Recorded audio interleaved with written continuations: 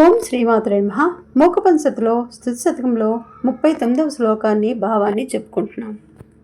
శిథిలతమో లీలాం నీలారవింద విలోచనాం దహన విలసత్పాలాం శ్రీకామకోటిముపాస్మహే కరధృతలసుచ్చూలాం కామార్చిత్తనోహారాం మనసిజ కృపాలీలాం లోలాలకమళికేక్షణాం.